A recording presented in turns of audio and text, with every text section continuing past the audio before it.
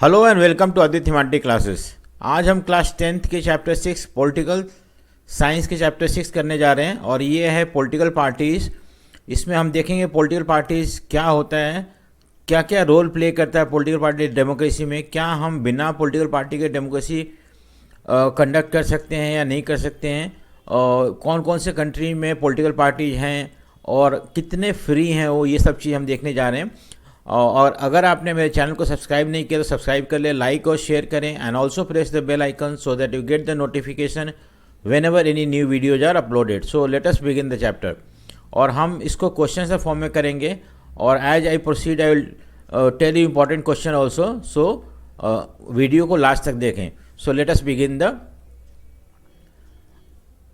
First question है हमारा कि what is political party. So political party होता क्या है? Political party is a group of people who come together to contest election, hold power in the government.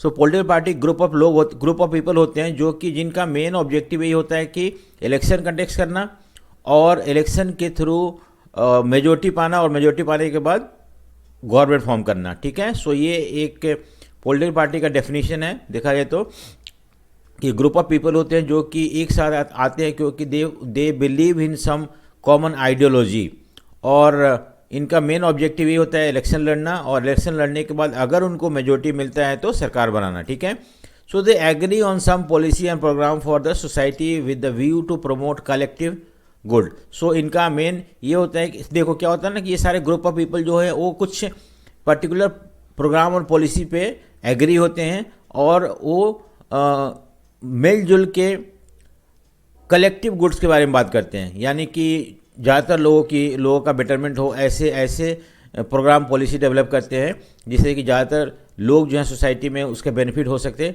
और इस तरह से गवर्नमेंट चलाने की बात करते हैं। They seek to implement these policies by winning popular support. और देखो उनके पास कुछ पॉलिसी प्रोग्राम होते हैं और इन पॉलिसी प्रोग्राम को इम्प्लीमेंट करेंगे। कैसे करेंगे? अगर वो इलेक्शन में जीतते हैं और सरकार बनाते हैं then only they will start implementing these program and policies which is there for the good of everybody in the society. ठीक है, सो नेक्स्ट है व्हाट इज पार्टीशन। पार्टीशन क्या होता है? So partisan of the person who is strongly committed to a party group of faction. मान लो कि कोई भी एक इंडिविजुअल जो कि किसी पार्टी से स्ट्रांगली कमिटेड है, मैं इस पार्टी का हूँ और इतना ज़्यादा उस पार्टी से वो रिलेटेड है, अपने आप को रिलेट करता है, उस ग्रुप से रिलेट करता है कि अगर वो ग्रुप सही करता है तो भी ठीक है, गलत करता है तो भी ठीक है, यानी कि वो अपना इंडिविजुअल स्टैंड नहीं रख पाता है। And this is called partisanship. See क्या लिखा हुआ? Is marked by a tendency to take a side and inability to take a balanced view on any issues. जैसे मान लो कि मुझे कुछ बुरा लग रहा है लेकिन मैं उस पार्टी का हूँ, जो पार्टी बोल रहा है वही मैं उसमें एग्री होऊंगा। अगर इस तरह का सोच किसी इंडिविजुअल में डेवलप होता है तो उसको बोलते हैं हम ए पार्टी। ऐसा सोच जो है उसको हम पार्टीशनशिप बोलते हैं। ठीक है, सो नेक्स्ट क्वेश्चन हम मूव करते हैं। व्हाट आर द 3 एलिमेंट्स और कंपोनेंट ऑफ पॉलिटिकल पार्टी। सो क्या है? पहले एक तो लीडर होना, कोई भी पार्टी का लीडर होता है। दूसरा एक्टिव मेंबर जो कि हर जगह पार्टिसिपेट करते हैं, कोई भी मीटिंग में आगे आते हैं। और कुछ फॉलोअर होते हैं, ये एक्टिव रोल प्ले नहीं करते हैं but they support that party, ऐसे लोगों को हम फॉलोअर बोलते हैं। ठीक है, नेक्स्ट है कि what are the function of political party. Important question है कि फंक्शन क्या है, आता है हमेशा। सो इसको आप ध्यान से समझो क्या होता है पॉलिटिकल पार्टी के क्या फंक्शन है। ठीक है, पॉलिटिकल पार्टी कंटेस्ट इलेक्शन। आपको पता है कि हर पॉलिटिकल पार्टी का एक ही ऑब्जेक्टिव होता है, इलेक्शन में पार्टिसिपेट करना और पार्टिसिपेट करके जीतना। So in most democracy elections are fought mainly among the candidate put forward by political party. तो जो भी कोई भी डेमोक्रेसी में जो इलेक्शन होता है ना, उसमें वो कैंडिडेट इलेक्शन में लड़ते हैं जो कि पॉलिटिकल पार्टी अपने पार्टी की तरफ से उसको आगे लेके आते हैं। In India top party leader choose candidate for contesting election. हमारे यहाँ जो है जो टॉप लीडर होते हैं वो डिसाइड करते हैं कि कौन उनके पार्टी से किस कॉन्स्टिट्यूंसी से इलेक्शन लड़ेगा। ठीक है, सो सेकंड पॉइंट है कि parties put forward different policy and program. जो भी पार्टी आते हैं ना, मान लो कांग्रेस है या बीजेपी है, कोई भी पार्टी है इंडिया में, वो इलेक्शन के समय कुछ पॉलिसी और प्रोग्राम को लेके आते हैं कि अगर वो जीतते हैं तो ये सारे पॉलिसी और प्रोग्राम इम्प्लीमेंट करेंगे और किसी को अगर पसंद आता है तो उन्हें इन पॉलिसी प्रोग्राम को अगर लोगों को लगता है कि हाँ सही है, तो लोग इस वैसे पार्टी को सपोर्ट कर सकते हैं और वो जीतेंगे तो ये पॉलिसी और प्रोग्राम को लागू करने की कोशिश करेंगे। The party play decisive role in making law. देखो पार्टी कैसे इंपॉर्टेंट रोल प्ले करता है लॉ मेकिंग में। मान लो कि कोई पार्टी है, से बीजेपी है, ठीक है, बीजेपी जीत गया, जीतने के लिए इंडिया में 273 सीट चाहिए। सो अगर बीजेपी को 273 सीट्स या उससे ज़्यादा मिलता है तो बीजेपी विनर है। अब बीजेपी जब विनर है and then form the government, तो गवर्नमेंट बनाता है। गवर्नमेंट बनाने के बाद ये लॉ, गवर्नमेंट का एक इंपॉर्टेंट फंक्शन होता है लॉ बनाना अलग अलग मैटर के ऊपर। सो गवर्नमेंट लॉ बनाता है और इस तरह से, तो यहाँ पे गवर्नमेंट लॉ बनाना, एक्चुअली गवर्नमेंट किसने बनाया, बीजेपी ने बनाया। तो हम बोल सकते हैं ना पार्टी ही लॉ बनाता है, पार्टी ही डिसाइड करता है कौन सा लॉ बनेगा कौन सा नहीं बनेगा, ठीक है। इस तरह से form and run the government. So party क्या करता है, मान लो यहाँ पे मैंने ऊपर बताया आपको कि बीजेपी जो है जीत गया, 273 से ज़्यादा सीट मिला है तो वो गवर्नमेंट बनाएगा और गवर्नमेंट बनाने के बाद गवर्नमेंट को रन करेगा। तो इस तरह से it is political party who run the government और हु फॉर्म द गवर्नमेंट, ठीक है। Party also play role of opposition. देखो आपको पता है कि मान लो कि जो पार्टी को मैंने बताया लोकसभा है, ये लोकसभा में अगर किसी पार्टी को 273 सीट से ज़्यादा मिलता है तो गवर्नमेंट बना लेता है। और बाकी लोग जो होते हैं, क्योंकि एक लोकसभा में 543 सीट्स हैं प्लस 2 हैं, 545 सीट्स है, तो बाकी लोग क्या करते हैं, ऐसे लोगों को हम अपोजिशन बोलते हैं। और अपोजिशन जो होता है बहुत इंपॉर्टेंट रोल प्ले करता है। अब ये अपोजिशन कौन होते हैं, सम और अदर पार्टी तो होते हैं या इंडिपेंडेंट कैंडिडेट हो सकते हैं या पार्टी हो सकते हैं। तो इस तरह से अपोजिशन, जैसे मान लो कि अभी बीजेपी का गवर्नमेंट तो Congress is there in opposition, so opposition party also play important role. देखो the party which loses election play role of opposition. Opposition parties tries to put check on the ruling parties by contesting, by constantly criticizing its policies and program. तो opposition party का काम क्या होता है कि जो भी सरकार कर रहा है अच्छा या बुरा उसको क्रिटिसाइज करना, जिससे कि वो अपना इमेज बना पाए लोगों के बीच में और इस तरह से अगले इलेक्शन में इसका फ़ायदा उठा पाए, ठीक है। तो शेप पब्लिक ओपिनियन। सो पॉलिटिकल पार्टी एक तरह से लोगों का ओपिनियन को शेप करते हैं। कैसे करते हैं, वो बहुत सारे इश्यूज़ को लेके आते हैं और बोलते हैं कि अगर आप हमें सपोर्ट करो तो हम ये सारे इंप्लीमेंट करेंगे, आपका ये पॉलिसी प्रोग्राम जो बता रहे हैं। और इस तरह से लोगों का ओपिनियन अपने फेवर में करने की कोशिश करते हैं, चाहे वो अपोजिशन पार्टी हो या रूलिंग पार्टी हो। One of the most important function of political party is that saves public opinion on relevant issues for the proper functioning of the government and thus deepen the democracy। तो इस तरह से democracy को और नीचे तक लोगों तक लेके जाते हैं, क्योंकि लोग सोचते हैं then they participate in election in electing their own representative, ठीक है। सो ये हमने देखा कि किस तरह से पॉलिटिकल पार्टी इंपॉर्टेंट होता है, क्या क्या फंक्शन है पॉलिटिकल पार्टी का, ये हमने देखा यहाँ पे। नेक्स्ट क्वेश्चन है कि पॉलिटिकल पार्टी या नेसेसरी कंडीशन फॉर डेमोक्रेसी, यानी कि बिना पॉलिटिकल पार्टी का हम डेमोक्रेसी पॉसिबल नहीं है मेंटेन करना या पॉसिबल नहीं है डेमोक्रेसी फॉलो करना। सो इस स्टेटमेंट को हम देखते हैं किस तरह से, why do we need political party, ठीक है। इसका और क्वेश्चन दूसरा है, एक तो in democracy political party are required because without political parties. देखो अगर पॉलिटिकल पार्टी नहीं होगा तो क्या हो सकता है, हम देखते हैं यहाँ पे, और that will tell us what is the importance of political party. Every candidate in the election will be independent. देखो हर कैंडिडेट इंडिपेंडेंट कैंडिडेट होगा, किसी पार्टी से जुड़ा नहीं होगा। No promises could be made and the utility of the government formed will remain uncertain. अब मान लो एक इंडिविजुअल एक कंट्री के लिए क्या प्रोमिसेस कर सकता है, अगर एक कैंडिडेट है तो वो कभी नहीं कर सकता है, क्योंकि उसे पता है कि उसका एक ही सीट मिलेगा और एक सीट से वो कुछ बड़ा डिसीजन अगर चाहे भी तो इम्प्लीमेंट नहीं कर सकता है। लेकिन यहाँ पे पॉलिटिकल पार्टी जो होते हैं वो बोलते हैं हम जीतेंगे तो हम ये करेंगे, क्योंकि उनका गवर्नमेंट बनेगा, उनको मेजोरिटी मिलेगा। इस तरह से कैंडिडेट, एक सिंगल कैंडिडेट जो है वो कोई प्रोमिसेस नहीं कर सकता है और उसका जो किसके साथ मिलकर सरकार बनाएगा नहीं बनाएगा, ये सब चीज़ अनसर्टेन होता है। इसीलिए पॉलिटिकल पार्टी का बहुत ज़्यादा जरूरत होता है डेमोक्रेसी में। No one will be responsible for running the country. हर कैंडिडेट जो है अपने कॉन्स्टिट्यूंसी के बारे में सोचेंगे तो गवर्नमेंट कौन चलाएगा, कंट्री कौन चलाएगा। Elected representative will only be accountable to their own constituency, जिससे वो चुन के आए हैं, and who will be the responsible accountable to the entire country, ये पॉसिबल नहीं है। तो इसलिए हमें पॉलिटिकल पार्टी चाहिए। We need political party because it perform various function like put forward different program and policies, make laws, form and run government, shapes public opinion. जो मैंने अभी फंक्शन ऑफ पॉलिटिकल पार्टी पढ़ा ना, वो सारा काम political party करता है और सारे काम इंपॉर्टेंट है और ये पॉलिटिकल पार्टी ही कर सकता है ये सारी चीज़। तो इस तरह से पॉलिटिकल पार्टी डेमोक्रेसी में बहुत इंपॉर्टेंट है। नेक्स्ट है the existence of parties in the democracy ensure that the country runs as per its policies and ideology and have a government which is answerable to the people. देखो बहुत सारे party होना एक तरह से ये इंश्योर करता है कि गवर्नमेंट जो है एक अपने आइडियोलॉजी पे चले और दूसरी बात है कि वो आंसरेबल टू द पीपल हो, ठीक है, आंसरेबल टू द पीपल हो। तो इस तरह से हम कोई भी कंट्री में हम ये देखते हैं कि country run as per as the policy and ideologies and have a government which is answerable. Answerable मतलब होता है कि जवाबदेही। सो कोई भी सरकार होता है, इंडिविजुअल एक member can not be responsible to the entire country, but government if it is formed by any political party generally remain responsible to the entire people of the entire country। so इस तरह से हम देखते हैं कि ये जो है हम and that is the reason why we need political party, ठीक है। नेक्स्ट है name the country where there is only one party, why one party political system is not considered a good option in democratic system। so democratic system में one party जो है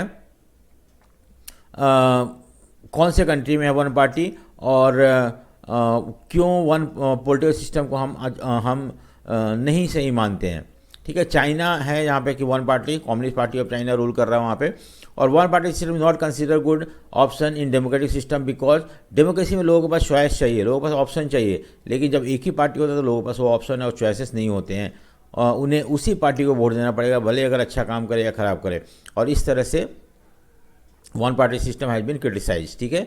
next है describe any three main feature of और two party system. Two party system मतलब जिस country में दो party जो है वो डोमिनेंट है उसको टू पार्टी सिस्टम, जैसे कि यूएसए में है कंजर्वेटिव और यूएसए में रिपब्लिकन एंड डेमोक्रेट्स पार्टी है, ब्रिटेन में कंजर्वेटिव लेबर पार्टी है। और ऐसा नहीं है कि यही दो पार्टी है, there are many small parties there in these continent, लेकिन वहाँ पे हम देखते हैं कि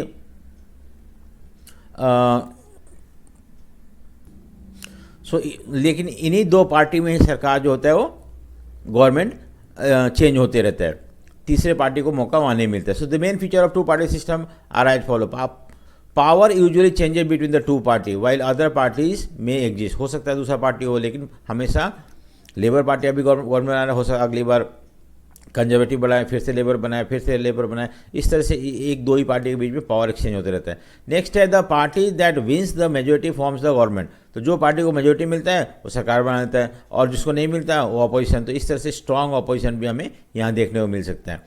सच a system gives a strong and good opposition, ठीक है। Next example USA and United Kingdom have two party system that is called labour and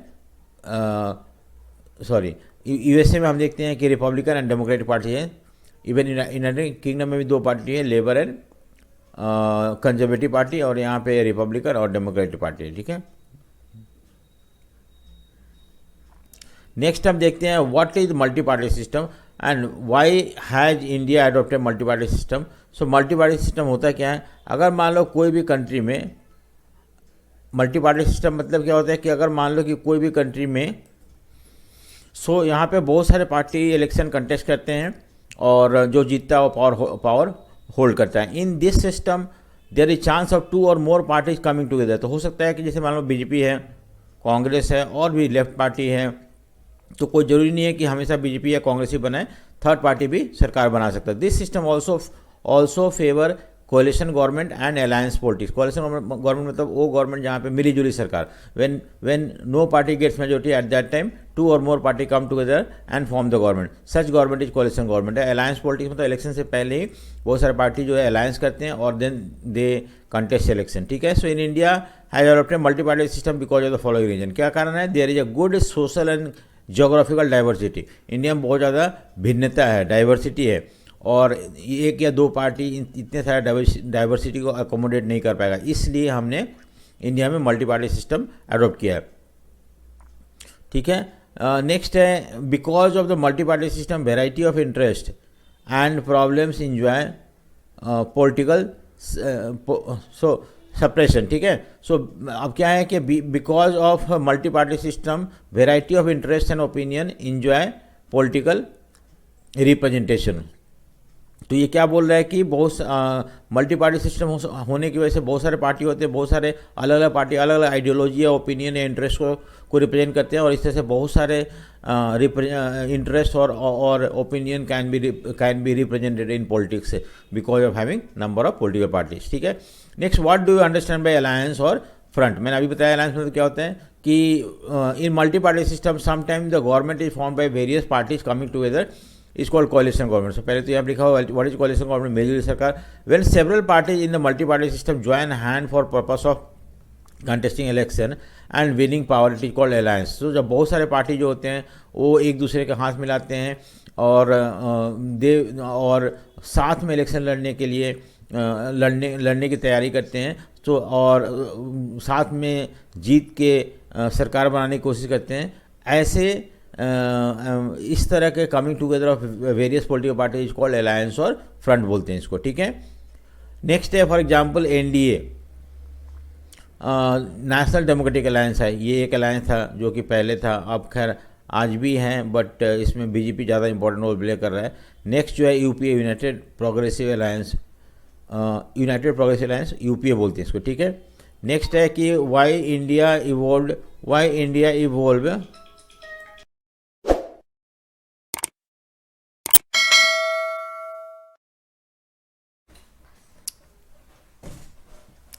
so why India evolve with a multi party system. So India में क्यों multi party system है, या हमने क्यों multi party system का adopt किया, ठीक है। देखो, party system is not something any country can choose. ऐसा नहीं है कि पार्टी सिस्टम हम चूज करते हैं, वो डिपेंड करता है आपका पॉलिटिकल सोसाइटी कैसा है, पॉलिटिक्स कैसा है, रीजनल डाइवर्सिटी है कि नहीं, उसके ऊपर नेचर ऑफ सोसाइटी को वो डिपेंड करता है, it's social and regional diversity, it's history of politics, etc. For example, India has evolved a multi-party system because of social and geographical diversity. यानी कि हमारे यहाँ सामाजिक और जोग्राफिकल भिन्नता है, डाइवर्सिटी है, और in such a large country can not be easily. और इतना बड़ा कंट्री जहाँ पे कि इतने सारे डाइवर्सिटी है, एक या दो पार्टी ये सारे डाइवर्सिटी को एकोमोडेट या एडजस्ट नहीं कर सकते हैं, and that is the reason why we adopted multi party system in India, ठीक है। नेक्स्ट है what is meant by national party. State the condition required to be a national political party. तो हम किसको नेशनल पॉलिटिकल पार्टी बोलते हैं और क्या कंडीशन चाहिए उसके लिए। से there are some country wide party which are called national party. कुछ ऐसे पार्टी हैं जो सब जगह फैले हुए हैं। Each and every part of the country their presence can be felt in each and every village और in each and every small town we see their presence. So these parties have their units in various states, but by and large all these units follow the same policies, programs and strategy that is decided at the national level। लेकिन ये सारे जो party होते हैं, हालांकि इनके branches होते हैं स्टेट में या even at the lower level, लेकिन ये वही पॉलिसी, प्रोग्राम और स्ट्रैटेजी फॉलो करते हैं जो कि नेशनल लेवल पे डिसाइड किया जाता है, ठीक है। सो ऐसे पार्टी को हम नेशनल पार्टी बोलते हैं। तो ये तो हो गया normal what is national party. Next है क्या कंडीशन हमें चाहिए टू डिक्लेयर एक party as a national party. So party has to be secure at least 6% of the total votes. तो कम से कम 6% टोटल वोट्स चाहिए आपको, तभी जाके 6% of the total votes polled in Lok Sabha election और assembly election in 4 state. So 6% vote चाहिए आपको to be called as national.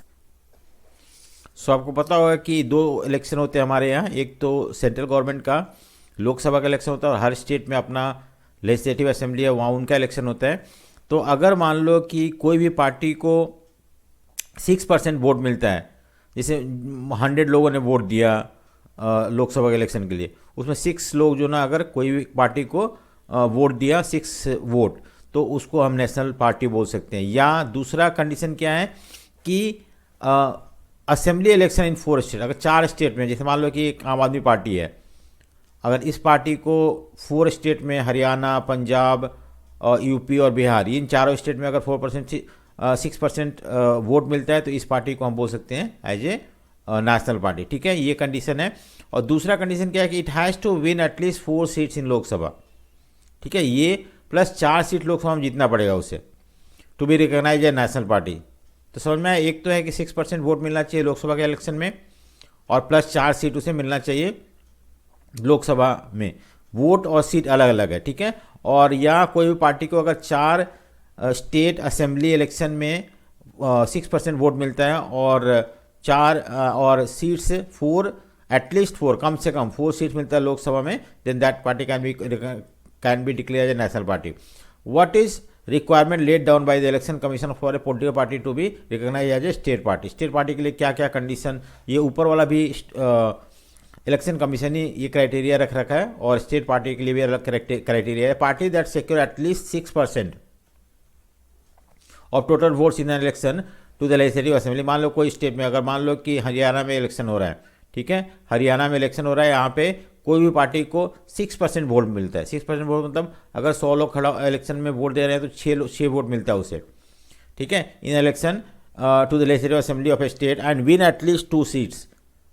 और सिर्फ 6% वोट नहीं, 2 सीट्स भी मिलना पड़ेगा उसे, then that party can be called as a state party, ठीक है। सो 2 कंडीशन में दिखा यहाँ पे। Name 6 national political party in India in chronological order, मतलब कि कौन पहले बना था उसके बाद पहले। सबसे पहले तो इंडियन नेशनल कांग्रेस बना था, उसके बाद कम्युनिस्ट पार्टी, इसका डेट लिखा हुआ है यहाँ पे, communist party of India, then communist party of India Marxist 1964 में बना था। नेक्स्ट है भारतीय जनता पार्टी 1918 में बना था, इसका लोटस है सिंबल। भारतीय बहुजन समाजवादी पार्टी 1984 में बना था, इसका एलिफेंट है। और नेशनल कांग्रेस पार्टी 1999 में बना था, ठीक है। तो ये सारे 6 पॉलिटिकल पार्टी है जो कि यहाँ पे मेंशन है depending upon when they were formed, तो कौन सा पहले हुआ था, उसके बाद कौन सा, उसके बाद कौन सा, वही है, ठीक है। Name any 6 regional parties of the 14 southern state, 4 southern state, तो 4 साउथ में स्टेट है, केरला, तमिलनाडु, आंध्र प्रदेश और कर्नाटका। तो यहाँ पे रीजनल पार्टी यानी कि वहाँ का पार्टी कौन कौन से है। तो इंडियन फेडरल डेमोक्रेटिक पार्टी, ये जो है आपका कौन सा पार्टी है,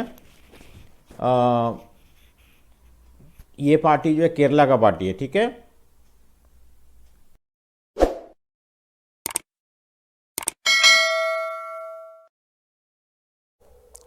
सो नेक्स्ट है तमिलनाडु। सो तमिलनाडु हम देखते हैं कि कौन कौन से रीजनल पार्टी है। ऑल इंडिया अन्ना डीएमके, ठीक है, कि ये हैं। और दूसरा द्रविडियन मुनेत्र कझगम, ये 2 पार्टी है वहाँ पे। आंध्र प्रदेश में तेलुगु देशम पार्टी है। और चौथा जो है आप कर्नाटका है, जहाँ पे जनता दल सेकुलर, ये पार्टी वहाँ पे है। सो ये 4 पार्टी है जो कि चारों हम, ये सारे पार्टी जो है रीजनल पार्टी जो कि इन चारों स्टेटों में पाए जाते हैं। Name the regional political parties of Haryana, Punjab and Delhi. So Haryana, Punjab और दिल्ली में कौन कौन से रीजनल पार्टी है। तो पंजाब में है शिरोमणि अकाली दल, ये पंजाब में है। दूसरा हरियाणा में जो है इंडियन नेशनल लोक दल है।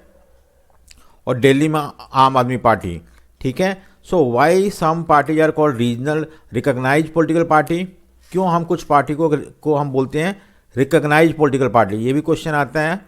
देखते हैं क्यों बोलते हैं हम। Every political party in the country has registered with election commission, तो करीब करीब सारे पार्टी जो भी पॉलिटिकल पार्टी बने हैं वो इलेक्शन कमीशन से उन्हें रजिस्टर करवाना पड़ता है। देन ओनली, अगर मान लो आप कोई पार्टी बनाते हो तो सबसे पहले आपको इलेक्शन कमीशन से रजिस्टर करवाना पड़ेगा, then only you can form a political party, ठीक है। एक तो ये हो गया। दूसरा क्या है, बोल रहे हैं कि वाइल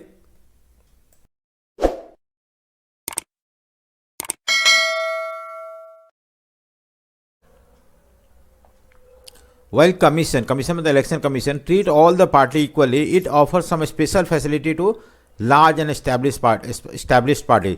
सो कुछ जो एस्टैब्लिश मतलब बहुत सालों से चले हुए पार्टी हैं और जिनका इन्फ्लुएंस बहुत ज़्यादा है, ऐसे पार्टियों को कुछ स्पेशल फैसिलिटी देते हैं इलेक्शन कमीशन देता है। दीज पार्टी किस तरह का स्पेशल फैसिलिटी मिलता है। These party have given a unique symbol, ठीक है। Only the official candidate of the party can use that election symbol. So इस तरह से ये कुछ फैसिलिटी प्रिविलेज मिला हुआ उनको, और इसी बेसिस पे हम किसी पार्टी को रिकॉग्नाइज पार्टी के नाम से जानते हैं। The party that get these privilege and some other special facilities are recognised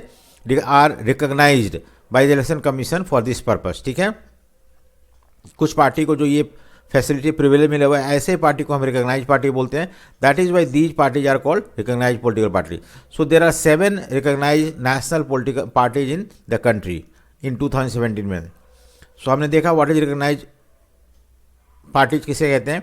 now how has regional और state parties have strengthen federalism and democracy. तो हम एक्चुअली ये क्वेश्चन इसलिए पढ़ रहे हैं क्योंकि पहले मतलब first 2 to 3 decade Congress party dominate करता रहा और रीजनल पार्टी का उतना ज़्यादा रोल था नहीं. लेकिन जब रीजनल पार्टी आ गया, स्टेट पार्टी आ गए, तो किस तरह से इंडिया में फेडरलिज्म या डेमोक्रेसी पहले के मुकाबले बेटर हो गया है. फेडरलिज्म मतलब होता है शेयरिंग ऑफ पावर, डेमोक्रेसी मतलब होता है again sharing of power. So both of them, the term federalism and democracy indicate that in a democracy or in a federalism, power has to be shared among different political party, among different groups. So अब देखते हैं हम कैसे ये question का answer क्या है. Over the last 3 decade the number and the strength of these parties have expanded. These party मतलब रीजनल पार्टी, स्टेट पार्टी, इनके नंबर भी बढ़ गए हैं और इन्फ्लुएंस भी पहले के मुकाबले ज़्यादा हो गया. This made the parliament of India more diverse politically. और इसकी वजह से बहुत सारे पॉलिटिकल पार्टी चुन के अब आ रहे हैं पार्लियामेंट में, और बहुत सारे पॉलिटिकल पार्टी आने की वजह से पार्लियामेंट अब डाइवर्स ग्रुप हो गया है. पहले सिर्फ एक ही पार्टी के लोग आते थे या 2 पार्टी के लोग, 3 पार्टी के लोग ही आते थे. अब बहुत सारे अलग अलग स्टेट रीजनल पार्टीज़ के मेंबर भी पार्लियामेंट में आ रहे हैं और इस तरह से पार्लियामेंट एक डाइवर्स ग्रुप बन गया है. सेकेंड पॉइंट क्या है कि no one national parties are able to secure on its own majority in Lok Sabha until 2014. तो 2014 तक हम देखते हैं कि कोई भी पार्टी को, 2014 मतलब शुरू से नहीं, मे बी 1989 के बाद हम देखते हैं कोalition एरा शुरू हो जाता है और उसके बाद कोई भी पार्टी को मेजोरिटी नहीं मिलता लोकसभा में. और उस समय कोई भी पार्टी, बड़ा पार्टी जब उसे अगर सरकार बनाना होता है, गवर्नमेंट फॉर्म करना होता है, तो उसे छोटे party, regional party, state party की मदद लेनी होती है. और जब कोई भी पार्टी स्टेट पार्टी की मदद से या रीजनल पार्टी की मदद से सरकार बनाता है सेंटर में, तो उसे इन सारे पार्टियों के डिमांड को पूरा करना पड़ता है. इन सारे पार्टियों को ध्यान में रख के कंट्री को रूल करना पड़ता है. और इस तरह से स्टेट लेवल पार्टी का भी बात जो है अब सेंटर में डिस्कस होने लगा है. उनकी बात, उनका जो मांग है, उनका डिमांड है, उस पूरा होने लगा है. और इस तरह से कंट्री अब ज़्यादा डेमोक्रेटिक हो गया है. And even the division of power between centre and state has been truly utilized now because of role of regional party in the center. ठीक है. So since 1996 nearly every one of the state parties has got an opportunity to be part of one or the other national level coalition government. तो बताया ना मैंने अभी थोड़ी देर पहले, coalition government मतलब मिलीजुली सरकार जो सेंटर में बनता है, उसमें हर पॉलिटिकल पार्टी को मौका मिल रहा है. This has contributed to strengthening the federalism and democracy. ठीक है, मैंने इसको बता दिया. Next है the name any one political party that has national level political organization but not recognise a national political party. तो कौन कौन सा ऐसे पार्टी है जिसका कि ऑल ओवर इंडिया इनके इन्फ्लुएंस है लेकिन इसको नेशनल पार्टी रिकॉग्नाइज नहीं किया गया. एक तो समाजवादी पार्टी को नहीं किया गया, समता पार्टी को नहीं किया गया और राष्ट्रीय जनता दल को नहीं किया गया. ठीक है. सो नाम आपको लर्न करना है. Name the regional political parties pre dominate in Jharkhand, Maharashtra, Orissa and Orissa. ठीक है. तो झारखंड में कौन सा पार्टी है जो रीजनल पार्टी है? Jharkhand Mukti Morcha, symbol bow and arrow है इसका. महाराष्ट्र में शिवसेना है, सिंबल वही है बो एंड एरो. और उड़ीसा में बीजू जनता दल, इसका कौंच जो है ये सिंबल है. ठीक है. Name the regional political parties pre dominate इन सिक्किम, नागालैंड, मणिपुर. तो ये आपको जस्ट लर्न करना है. सो सिक्किम में सिक्किम डेमोक्रेटिक पार्टी है. ठीक है. अम्ब्रेला इसका सिंबल है. नागालैंड में नागालैंड पीपल्स फ्रंट है जिसका सिंबल है कॉक है. मणिपुर में मणिपुर पीपल्स पार्टी है जिसका सिंबल है साइकिल. ठीक है. नेक्स्ट है name the national political party which get inspiration from the idea India's ancient culture and values. ऐसा कौन सा पार्टी है इंडिया में जिसे इंस्पिरेशन मिला हुआ है इंडिया का एंशिएंट कल्चर से और वैल्यूज से. Mention 4 feature of that party. So Bharatiya Janata party जो है ये इंडिया का एंशिएंट कल्चर से और वैल्यूज से इंस्पायर हुआ है भारतीय जनता पार्टी. ठीक है. बीजेपी. नेक्स्ट है 4 फीचर है भारतीय जनता पार्टी का, क्या है देखते हैं हमें. It want full territorial and political integration of Jammu and Kashmir. तो ये चाहता है पार्टी कि जम्मू एंड कश्मीर, पहले नहीं था, अब तो खैर जम्मू एंड कश्मीर जो है वो फुल और इंटीग्रल पार्ट ऑफ इंडिया है क्योंकि हमने 370 आर्टिकल को हटा दिया है और इस तरह से जम्मू एंड कश्मीर को आपने मिला लिया पूरा कम्प्लीटली. अब एक यूनियन टेरिटरी है जो कि सेंट्रल गवर्नमेंट के रूल के अंडर आता है. लेकिन पहले ऐसा नहीं था. पहले इन्हें बहुत सारे प्रिविलेज और फैसिलिटी मिलता था जो कि बाकी स्टेट को नहीं मिलता था. इस तरह से हम बोल सकते हैं कि पहले जम्मू एंड कश्मीर जो था इंडिया का full territorial and political integration जुड़ा हुआ नहीं था इंडिया से. दूसरा, it want a uniform civil code. Uniform civil code होता है क्या है आपको पता है कि इंडिया में हिंदुओं के लिए हिंदू क्रिश्चियन के लिए अलग अलग फैमिली लॉ है और मुस्लिमों के लिए अलग फैमिली लॉ है। सो इसको बोलते हैं कि अगर मान लो दोनों Muslim, Hindu, Sikh, Christian, everybody is treated by the same law. Criminal matter में तो खैर एक ही लॉ है, बट सिविल मैटर में हम बोलते हैं, यानी कि प्रॉपर्टी, मैरिज, डिवोर्स वगैरह में मुस्लिमों का अपना मुस्लिम कोड चलता है, फैमिली लॉ उनका, और हिंदुओं के लिए या बाकी सिख और क्रिश्चियन के लिए अलग फैमिली लॉ है। लेकिन ये पार्टी बोलता है कि हम इंडिया में यूनिफॉर्म तो एक जैसा सिविल लॉ चलाना चाहते हैं, that apply to all the community including Muslim also. It want to ban religious conversion, ये चाहता है कि कोई हिंदू से दूसरे जाति में, जो दूसरे धर्म में ना कन्वर्ट हो या दूसरे धर्म से हिंदू में ना कन्वर्ट हो, इसको बैन करना चाहता है। हिंदुत्व और कल्चरल नेशनलिज्म, देखो हिंदुत्व मतलब हिंदू पार्टी नहीं, हिंदुत्व मतलब कल्चरल नेशनलिज्म, क्योंकि इंडिया का कल्चर जो है हिंदुत्व कल्चर है, और अगर हम चाहते हैं इंडिया को यूनाइट करके रखना, तो हमें we need to develop Hindutva culture, and that is called cultural nationalism, is an important element of this party. ठीक है। Next, name the national political party which advocates secularism, welfare of weaker section and minority। कौन सा ऐसा party है जो इस तरह से सेकुलरिज्म की बात करता है, वीकर सेक्शन के वेलफेयर की बात करता है, माइनॉरिटी के वेलफेयर की बात करता है। So mention 4 of feature of that party. तो हम इसका 4 फीचर ही बताना है हमें। सो आंसर है ये, ठीक है। So Indian National Congress, so National Congress party जो है, जो कि National Congress party, Indian National Congress नहीं है, ये 1999 में बना गया था पार्टी। Advocate secularism, welfare of weaker section and minority, ठीक है। अब देखो इसका 4 फीचर क्या है। It want high officers in the government to be confined to natural born citizen of the country. तो ये चाहते हैं कि जो बड़े बड़े पोस्ट है, एडमिनिस्ट्रेटिव पोस्ट या गवर्नमेंट पोस्ट, ये सिर्फ जो लोग इंडिया में जन्म हुए हैं उन्हीं के लिए सीमित रहना चाहिए, ना कि बाहर से लोग जो आए हुए हैं उनके लिए। तो it stand for the social justice, समाज में जस्टिस हो, भेदभाव नहीं हो, डिस्क्रिमिनेशन नहीं हो। फेडरलिज्म मतलब पावर प्रॉपर शेयर हो, जिससे कि स्टेट भी अपने आप को सोफोकेट फील ना कर सके, एंड इक्विटी, ठीक है। It is a major party in Maharashtra में बहुत बड़ा पार्टी है ये।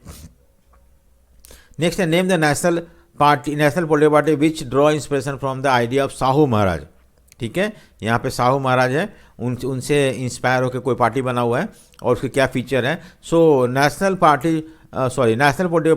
Political party which draw inspiration from the idea of Sahu Maharaj, ये था बहुजन समाजवादी पार्टी, BSP। ठीक है। इसके 4 फीचर क्या हैं। It want to secure the interest and the welfare of the Dalit and oppress class. तो ये चाहता है कि दलित और ऑप्रेस क्लास के इंटरेस्ट को बचाए और उनकी वेलफेयर की बात करें।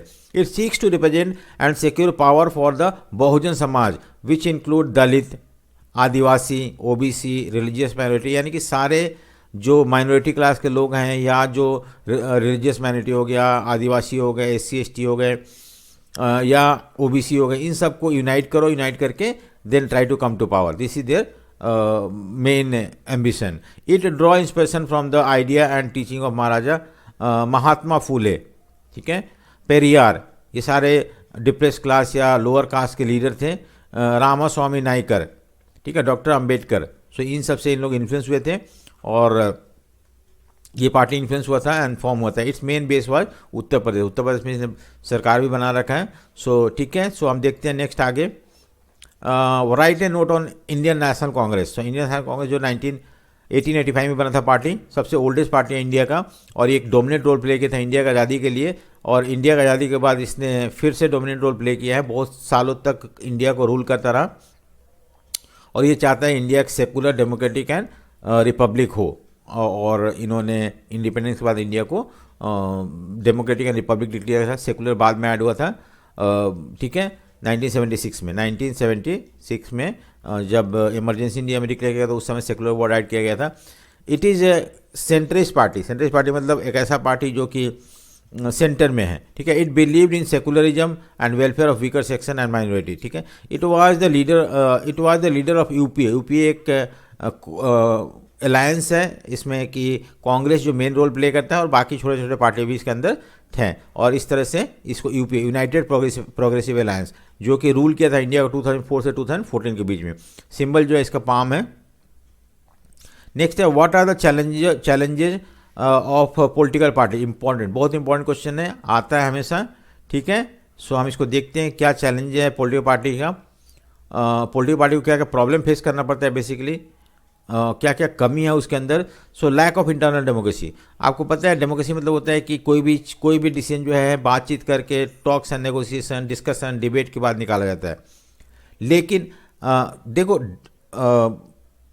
डेमोक्रेसी के लिए पॉलिटिकल पार्टी बहुत ज़रूरी है, बिना पॉलिटिकल पार्टी के डेमोक्रेसी नहीं चल सकता। उसी तरह लेकिन पॉलिटिकल पार्टी के अंदर डेमोक्रेसी नहीं है within the political party, as the party do not conduct internal election regularly. उन लोग अपना लीडर को चुनने के लिए इलेक्शन नहीं करते हैं रेगुलर बेसिस पे। सो हम कैसे बोल सकते हैं कि there is democracy then? So in all the parties there is a concentration of power in the hand of few leaders at the top. करीब करीब सारे पार्टी में हम देखते हैं कि पावर जो है किसी कुछ लोगों के हाथ में कंसंट्रेट है। जैसे एग्जाम्पल कांग्रेस में सोनिया गांधी, गांधी परिवार के पास है। इस तरह से और भी बहुत सारे पॉलिटिकल पार्टी है जहाँ पे कि पावर कंसंट्रेशन है। रीजनल पार्टीज में ले लो, राष्ट्रीय जनता दल हो गया, या बहुजन समाजवादी पार्टी हो गया, या और पार्टियाँ हैं, वहाँ पर हम देखते हैं कि सारा पावर एक फैमिली के हाथ में होता है। उसके बाद उसके बेटा बनते हैं, उसके बाद उसके बेटे बनते हैं, और इस तरह से क्योंकि वहाँ इलेक्शन होता ही नहीं है। इलेक्शन होता तो हो सकता है कोई और लीडर बन के उस पार्टी का लीडर बन के आए। प्रॉपर वे में इलेक्शन नहीं होता है, सिर्फ दिखाने के लिए इलेक्शन होता है। Ordinary member do not get information about what happens inside the party. और आप जो कांग्रेस के मेंबर या कोई भी पार्टी का मेंबर है, उनको पता ही नहीं होता कि क्या हो रहा है, चल रहा है अंदर, कैसे डिसीजन लिया जाता है, क्योंकि उनसे पूछा नहीं जाता। टॉप लीडर जो है वो डिसाइड करते हैं सब कुछ, उसके बेसिस पे पार्टी चलता है। All the decision are taken by the top leader without any debate and discussion. ठीक है, समझ में आ गया इसको। नेक्स्ट, ये एक प्रॉब्लम है कि there is lack of internal democracy within the party.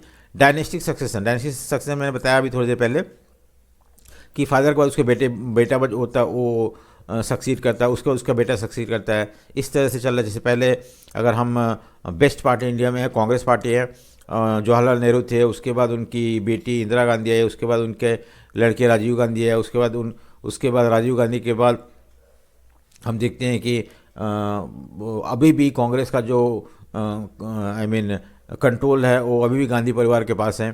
Sonia Gandhi, Rahul Gandhi, Priyanka Gandhi. So this is called dynastic succession. In many parties the top position are always controlled by a member of one family.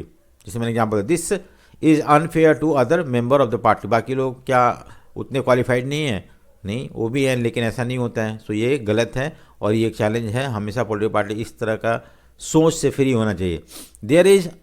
This is undemocratic because even if an ordinary member is efficient, experience, capable, can not reach to the top. अगर वो बहुत अच्छा है party में, capable है, experienced है, फिर भी वो टॉप पे नहीं पहुंच सकता, क्योंकि टॉप का जो पोजीशन है वो किसी एक फैमिली के लिए रिजर्व है। ठीक है, नेक्स्ट थर्ड जो चैलेंज है, मनी एंड मसल पावर। आजकल पॉलिटिकल पार्टी बहुत ज़्यादा मनी यूज़ करता है वोट खरीदने के लिए। मसल मतलब क्रिमिनल्स बैकग्राउंड के लोगों को टिकट देता है, तो ये भी ठीक नहीं है, ये भी एक चैलेंज है। इससे हमें पॉलिटिकल पार्टी से ये सारी चीज़ हटाना पड़ेगा, तभी जाकर पॉलिटिकल पार्टी एक फेयर रोल प्ले कर पाएगा। There is use of money and muscle power by the party during the election. ठीक है, ये तो समझ में आ गया। Rich people and company given fund. Rich people fund देते हैं पार्टी को, कंपनीज फंड देते हैं पार्टी को, और एक बार पार्टी उनके फंड की वजह से अगर सरकार बना लेती है तो फिर सरकार में आने के बाद उनको फेवर करता है और गरीब लोगों को इग्नोर करता है। तो इस तरह से मनी और मसल पावर जो है एक इम्पॉर्टेंट रोल प्ले करने लगा है पार्टी को चलाने में। ठीक है, party also give ticket to those candidate who can raise more money. आमतौर पर पार्टी ऐसे कैंडिडेट को सीट देता है जो कि ज़्यादा पैसा रेज कर सके as a donation. Sometime parties give ticket to criminal who can use their money and muscle power to win seats. देखो, ये भी गलत है कि आप टिकट क्रिमिनल्स को देते हो जो कि अपना पैसे के बल पे या गुंडागर्दी के बल पे लोगों को फोर्स कर सके वोट देने के लिए। नेक्स्ट है, लोगों के पास कोई मीनिंगफुल चॉइस नहीं है। देखो, हम डेमोक्रेसी कब बोलते हैं? जबकि बहुत सारे चॉइसेस हो हमारे पास, हाँ, और हर अलग पार्टी अलग अलग तरह के प्रोग्राम पॉलिसीज डेवलप करे तो हम एटलीस्ट चूज कर पाएंगे। तो हर पार्टी एक ही चीज़ बोलता है, हम गरीबी हटाएंगे, हम वुमेन को इक्वलिटी देंगे, हम ये करेंगे, और हर पार्टी वही प्रोग्राम पॉलिसी है। तो लोग किसको चूज करें? कैसे डिफ्रेंशिएट करें दो पार्टीज के बीच में और किसको ज़्यादा प्रेफरेंस दें, ये एक सबसे बड़ा चैलेंज है कि लोगों के सामने ऑप्शन नहीं होता है। For example both Congress and BJP have the same view on the economics, दोनों वही चाहते हैं, उसी तरह इकोनॉमिक डेवलपमेंट पॉलिसी है उनका। तो हम अगर इकोनॉमिक पॉइंट ऑफ व्यू से दो पार्टियों कांग्रेस और बीजेपी को कैटेगराइज करना चाहते हैं तो हम नहीं कर पाएंगे, क्योंकि दोनों का पॉलिसी प्रोग्राम सेम है। ठीक है, सो ये सारे कुछ चैलेंजेस हैं जो कि हर पॉलिटिकल पार्टी को फेस करना पड़ता है, और जब तक हम इन सारे प्रॉब्लम्स को हटा नहीं पाएंगे तब तक हम अपने पार्टी को फ्री एंड फेयर वे में काम करने पे मजबूर, मतलब they can not do their work in a free and fair manner. ठीक है, नेक्स्ट हम देखते हैं what efforts have been taken up by various government institution to reform the political party. Political party को रिफॉर्म करने के लिए क्या स्टेप उठाया गया है बाई गवर्नमेंट और इंस्टीट्यूशन, कोर्ट वगैरह, सुप्रीम कोर्ट के द्वारा। Amendment to the constitution was made to prevent MLA and MP from changing parties after election to earn cash reward or become ministers. This has reduced defection. ठीक है, defection मतलब होता है क्या, पहले हम समझते हैं व्हाट इज डिफेक्शन। डिफेक्शन मतलब होता है कि मान लो कि कोई भी एक कैंडिडेट है जो कि बीजेपी के टिकट से इलेक्शन लड़ा, जीत गया, जीतने के बाद जब सरकार बनाने की बात हुई, बीजेपी को मेजोरिटी मिल गया, सरकार बनाने की बात हुई, तो वो छोड़ के दूसरे में चला जाता है, जिससे कि इनका जो मेजोरिटी कम होता है वो सरकार गिर जाता है। सो इस तरह से क्यों जाते हैं छोड़ के, क्योंकि वहाँ पे उन्हें रिवार्ड मिलता है, वहाँ पे उन्हें मिनिस्टरशिप मिलता है, तो इसलिए वो छोड़ के जाते हैं, और ये सही नहीं है। बहुत बार ऐसा हुआ है कि कुछ मिनिस्टर निकल के चले गए हैं दूसरे पार्टी में और इससे सरकार गिर गया है। सो इंडिया जैसा कंट्री जहाँ पे कितना गरीबी है, वहाँ पे बार बार इलेक्शन कराना पॉसिबल नहीं है, बहुत पैसा खर्चा होता है इलेक्शन करवाने में। तो ठीक है, तो इसको बोलते हैं defection. Anti defection law says that, तो हमने नहीं, आई मीन राजीव गांधी ने जब इंडिया में जब प्राइम मिनिस्टर बने थे, उनको फुल मेजोरिटी मिलता, 418 सीट्स मिला था उनको, बहुत ज़्यादा, इंदिरा गांधी के डेथ के बाद जो इलेक्शन हुआ था उसमें, तो उनको इतना मेजोरिटी था, उन्होंने एक लॉ लेके आए जिसको बोलते हैं anti defection law, 52nd amendment था ये। और इस लॉ में ये चीज़ बैन कर दिया गया था कि एमएलए और एमपी जो है जिस पार्टी के टिकट से जीत के आते हैं उसी पार्टी में कंटिन्यू रहेंगे, ना कि अगर वो ऐसा करते हैं कि पार्टी छोड़ कर दूसरे में जाते हैं तो वो अपना लेजिस्लेचर का सीट जो है वो खो देंगे। सो इस तरह से इस चीज़ को रोक लगाया गया। ठीक है, the law has also made the member not to disagree with what the party leader decides. MP MLA have to accept the decision of the party leader. देखो एक चीज़ और, ये क्या बताता है ये लॉ, एंटी डिफेक्शन लॉ, कि अगर आप किसी पार्टी से हो, उस पार्टी के टिकट से जीत के जाते हो, तो आपको जो लीडर बोलता है वो मानना पड़ता है। आप उसमें you have to agree whatever leader says to you और टू द पार्टी। वहाँ पे आप ये नहीं बोल सकते मैं इस प्राइम मिनिस्टर के बात से सहमत नहीं हूँ। सो ये भी एक कंपल्सन है। ठीक है, नेक्स्ट हम देखते हैं, ये तो पहला पॉइंट हो गया। नेक्स्ट है कि supreme court has issued order to reduce the influence of money and muscle power. Supreme court ने बोल रखा है कि मनी और मसल पावर का जो इन्फ्लुएंस है इलेक्शन में हमें कम करना है। Every candidate who contest election will have to file an affidavit giving detail about his property and criminal case pending. तो अगर कोई भी कैंडिडेट खड़ा होता है तो उसे एक एफिडेविट साइन करना होता है, जिसमें कि वो लिखना पड़ता है कि उसके खिलाफ कितने क्रिमिनल केसेस पेंडिंग है और कितना उसका प्रॉपर्टी है, उसको मेंशन करना पड़ता है। Because of court order lot of information are made available to people regarding candidate who contest election. तो इस तरह बहुत सारे कैंडिडेट के बारे में पता चलता है कि कितना पैसा है, कितना प्रॉपर्टी है उसके पास, ये सब चीज़। नेक्स्ट है chief election commission has passed an order making it compulsory for political party to conduct organisation election and file their income tax return. तो अब सुप्रीम कोर्ट ने यह कंपल्सरी कर दिया है इलेक्शन कमीशन ने कि हर पॉलिटिकल पार्टी को अपना ऑर्गेनाइजेशनल इलेक्शन करना है, within the party election करना है, लीडरों के लिए या अलग अलग पोस्ट के लिए। ये नहीं कि एक इंडिविजुअल डिसाइड करेगा who will be the leader and who will B other post. और हर पार्टी को अपना इनकम टैक्स रिटर्न डालना है, क्योंकि पार्टी के पास बहुत पैसा आता है थ्रू फंडिंग के थ्रू, और इससे ये तो हो सकता है कि मिसयूज हो उसका, तो इसलिए इनकम टैक्स रिटर्न भी भरना है हर पॉलिटिकल पार्टी को। ठीक है, नेक्स्ट हम देखते हैं कि what suggestion have been made to reform political parties. तो पॉलिटिकल पार्टी को रिफॉर्म करने के लिए क्या सजेशन दिया गया? ये सजेशन ऊपर जो था वो लॉज था या वो तो कंपल्सरी है, लेकिन कुछ सजेशन भी दिए गए, सुझाव भी दिए गए हैं। Law should be made to regulate the internal affair of the political party. जैसे हर पॉलिटिकल पार्टी का अपना इंटरनल मैटर है और लॉ बनाना चाहिए उनके कि इंटरनल मैटर को रेगुलेट कर सके, क्योंकि पॉलिटिकल पार्टी जो है वो लोगों के लिए काम करते हैं, वो गवर्नमेंट बनाते हैं, पैसा उनके हाथों में होता है, तो हो सकता है कि ये मिसयूज हो जाए। तो इसलिए हमें इंटरनल अफेयर को कंट्रोल करने के लिए फॉलोइंग कॉन्स्टिट्यूशन, जैसे कि एग्जाम्पल फॉलोइंग कॉन्स्टिट्यूशन को फॉलो करना जरूरी है, होल्डिंग इंटरनल इलेक्शन भी जरूरी है, रजिस्ट्रेशन ऑफ इट्स मेंबर ये भी जरूरी है, maintain register of its member, ठीक है।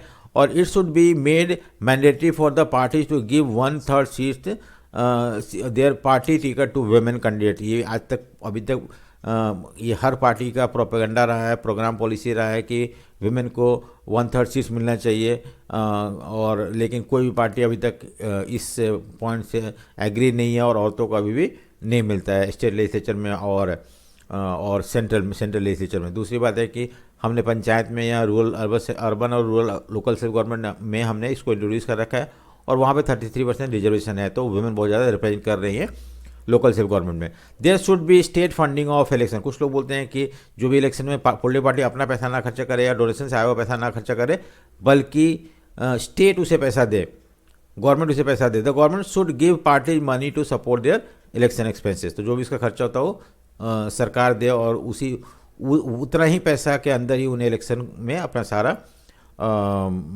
एक्सपेंसेस को मीट करना है। So there should be a quota for women in decision making bodies. तो खैर हम लोकल लेवल पे तो हमने दे रखा है, बट अभी तक सेंट्रल और स्टेट लेवल में नहीं मिला है, ठीक है। सो ये है। नेक्स्ट है व्हाट इज एफिडेविट। सो देखते हैं क्या होता है, मैंने ऊपर बताया था इसके बारे में। ए साइन डॉक्यूमेंट, एक साइन किया हुआ डॉक्यूमेंट होता है, submitted to an officer where a person makes a sworn statement regarding the personal information. उसमें कैंडिडेट को अपना पर्सनल इन्फॉर्मेशन मेंशन करना पड़ता है कि वो क्या है, क्या क्रिमिनल बैकग्राउंड है कि नहीं है, कितना उनका प्रॉपर्टी है, और भी बहुत सारी चीज़ उनके तो ये सब चीज़ हम एफिडेविट के थ्रू लोग जान सकते हैं क्या है क्या नहीं है। Next what is defection. मैंने अभी बताया डिफेक्शन क्या होता है कि जब कोई भी एक कैंडिडेट किसी पार्टी के टिकट सिलेक्शन जीत के लोकसभा या स्टेट लेजिस्लेचर में जाता है और वहाँ जाके अपना पार्टी चेंज कर लेता है, तो इसको बोलते हैं डिफेक्शन। और इसी को रोकने के लिए राजीव गांधी ने एंटी डिफेक्शन लॉ लाया था, ठीक है। सो होपफुली चैप्टर आपको समझ में आ गया, और अगर आपको ये चैप्टर समझ में आया तो लाइक शेयर एंड सब्सक्राइब जरूर करें। So thank you for watching, thank you.